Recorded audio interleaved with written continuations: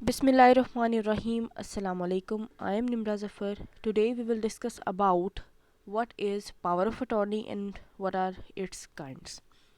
सबसे पहले हम देखेंगे कि पावर ऑफ अटॉर्नी क्या होता है। पावर ऑफ अटॉर्नी को उर्दू में हम कहते हैं मुख्तारनामा। ठीक है, किसी को अपना इख्तियार देना किसी भी चीज़ के हवाले से, वो हम कैसे देते हैं? इन लीगल सेंस वो हम पावर ऑफ अटॉर्नी देकर उसको अपना कोई भी इख्तियार जो है किसी दूसरे बंदे को ट्रांसफ़र करते हैं ताकि वो कोई भी काम आपके बिहाफ पर कर सके, आपका रिप्रेजेंटेटिव बन के। सबसे पहले तो ये पावर ऑफ अटॉर्नी को या मुख्तारनामा जो हम देते हैं किसी को, इसको डील कौन सा एक्ट करता है? तो पावर ऑफ अटॉर्नी एक्ट 1882 जो है वो इन सब को डील करता है कि क्या प्रोसीजर होगा, कैसे इसको आपने रजिस्टर करवाना है, ये रजिस्ट्रेबल है या नहीं है। दूसरी बात यह है कि आपने 2 विटनेसेस की मौजूदगी में देना होता है पावर ऑफ अटॉर्नी। किसी को भी अपना कोई इख्तियार देना है वो आपने 2 विटनेसेस की मौजूदगी में देना है। अब पावर ऑफ अटॉर्नी क्या है? कि किसी को अपना रिप्रेजेंटेटिव मुकर्रर करना, उसको अपना किसी भी चीज़ के हवाले से इख्तियार देना। ठीक है, वो हम कैसे देते हैं? वो थ्रू पावर ऑफ अटॉर्नी देते हैं। ठीक है, लिख कर हम जो है ये इख्तियार उसको, एक पावर ऑफ अटॉर्नी एक इंस्ट्रूमेंट है, एक डॉक्यूमेंट है जिस पे हम ये मेंशन करते हैं कि मैं अपना इस चीज़ का जो इख्तियार है, इस चीज़ से रिलेटेड जो इख्तियार हैं वो इस पर्सन को ट्रांसफ़र कर रहा हूँ। अब ये पावर ऑफ अटॉर्नी जो है ये दी क्यों जाती है? फॉर एग्ज़ाम्पल कोई पर्सन अब्रॉड है, उसकी यहाँ पर प्रॉपर्टी है या उसके कोई और यहाँ पर लेन देन के मामलात हैं, किसी किस्म के और मामलात हैं, तो पावर ऑफ अटॉर्नी जो है वो अब्रॉड पर्सन जो है वो वहाँ बैठ कर तो वो काम नहीं कर सकता। तो वो अपने बिहाफ पर जो है वो जिस कंट्री में उसके वो मामलात हैं वहाँ पर कोई पर्सन अपने बिहाफ पर वो, आया वो उसकी फैमिली से हो या आउट ऑफ द फैमिली हो, उसको वो इख्तियार देगा थ्रू पावर ऑफ अटॉर्नी कि मेरे बिहाफ पर ये पर्सन ये काम कर सकता है। ठीक है, या फिर अगर वो अपनी कंट्री में है भी, उसके बावजूद या तो उसके पास टाइम नहीं है या वो ऐसे कोई बीमार है या माजूर है कि वो नहीं आ सकता, तो फिर वो अपने बिहाफ पर किसी को रिप्रेजेंटेटिव मुकर्रर करेगा कि मेरे बिहाफ पर ये पर्सन जो है ये काम कर सकता है। और वो क्या उसका तरीक़ाकार क्या होगा कि उसको पावर ऑफ अटॉर्नी देगा, वो उसको इख्तियार देगा। अब ये इख्तियार 2 तरह का होता है। अब पावर ऑफ अटॉर्नी की अगर हम बात करें तो बेसिकली पावर ऑफ अटॉर्नी जो है वो 3 काइंड्स की होती है। ठीक है, लेकिन यहाँ हम मेनली 2 काइंड्स को डिफ्रेंशिएट करेंगे।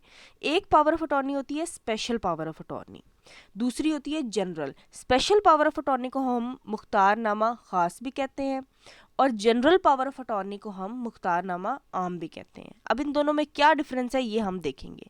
स्पेशल पावर ऑफ अटॉर्नी जो है सबसे पहले तो ये किसी एक स्पेसिफिक काम के लिए इख्तियार दिया जाता है, अपना रिप्रेजेंटेटिव मुकर्रर किया जाता है किसी दूसरे पर्सन को किसी एक स्पेसिफिक काम के लिए। ठीक है, to appoint a representative to carry out certain and specific actions. ठीक है, कोई स्पेसिफिक एक्शन है, जैसे कि अब नीचे एग्जांपल दी हुई है कि अगर आपने अपने बिहाफ पे, आप खुद अब्रॉड बैठे हैं, आपकी प्रॉपर्टी है दूसरी किसी कंट्री में, तो वहाँ पर आप खुद उसकी केयर नहीं कर सकते प्रॉपर्टी की, तो आप एज ए केयर टेकर किसी को रिप्रेजेंटेटिव मुकर्रर कर सकते हैं कि आपने इस प्रॉपर्टी की केयर टेकिंग करनी है।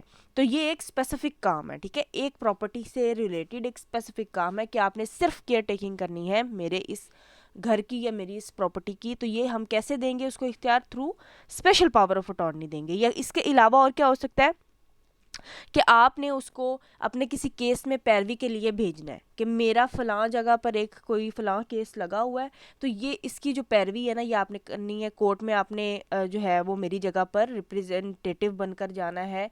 तो मैं आपको इस चीज़ का इख्तियार कर देता हूँ कि मेरी जगह पर ये केस जो है ये आप डील करेंगे। तो ये एक स्पेसिफिक काम है। किसी एक स्पेसिफिक काम के लिए जब आपने किसी को अपना जो है वो रिप्रेजेंटेटिव मुकर्रर करना होता है तो उसको आप पावर ऑफ अटॉर्नी देते हैं, स्पेशल पावर ऑफ अटॉर्नी, कि आप मेरी जगह पर ये काम करें। अब दूसरी जो है वो मुख्तारनामा आम क्या होता है? इसमें जनरल पावर ऑफ अटॉर्नी होती है कि आपने अपने तमाम तर मामला जो हैं, तमाम तर जितने भी आपके जो है कोई एसेट्स हैं आपके दूसरी कंट्री में उससे रिलेटेड, या आपके कोई केसेस चल रहे हैं कोर्ट में उससे भी रिलेटेड, जितने भी आपके मामला आते हैं ना वो सारे जो है वो आप किसी बंदे के सुपुर्द कर देते हो कि ये मेरी प्रॉपर्टी भी तुम्हारे सुपुर्द है, मेरा ये केस भी तुम डील करोगे, मेरी प्रॉपर्टी को तुम सेल करो, इसको आगे जो है ये बेच दो, चाहे रेंट पर दे दो, लीज पर दे दो, जो भी मामला इससे रिलेटेड करने हैं वो तुम अपनी मर्जी से करोगे।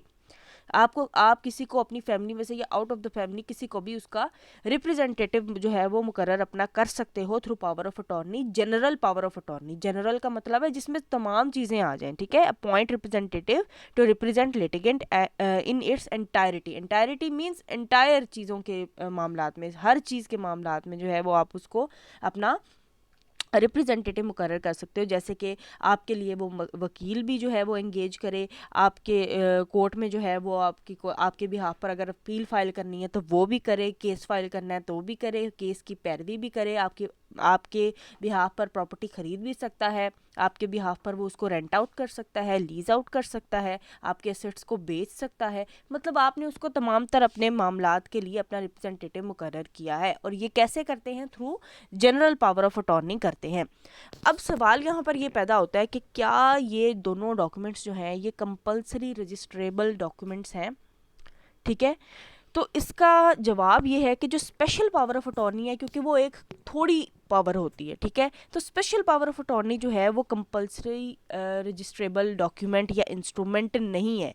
लेकिन अगर हम जनरल पावर ऑफ अटॉर्नी की बात करें तो इसको रजिस्ट्रेशन जो इसकी है वो रजिस्ट्रार के पास जाकर, जैसे हम अपनी प्रॉपर्टी ख़रीदनी हो, प्रॉपर्टी बेचनी हो तो उसकी रजिस्ट्रेशन करवाते हैं ना उसकी डीड की, उसी तरीके से हमने ये जनरल पावर ऑफ अटॉर्नी जो है इसमें आपकी जनरल पावर्स आती हैं। इसमें आपकी ज़्यादा जो है वो पावर आप किसी के सपुर्द कर रहे हो तो इसको रजिस्टर करवाना ज़रूरी है ताकि इन फ्यूचर किसी किस्म का कोई प्रॉब्लम ना हो या कोई इंसान मुकर ना जाए, तो इसकी रजिस्ट्रेशन जो है वो रिकॉर्ड पर होना ज़रूरी है। तो इसकी रजिस्ट्रेशन हम कैसे करवाएंगे? इसको जो है अगर तो कुछ मामलात ऐसे होते हैं जिसमें जो है जैसे स्पेसिफिक जो है स्पेशल पावर ऑफ अटॉर्नी है उसमें नोटरी पब्लिक करवा देना इनफ होता है किसी मामलात में।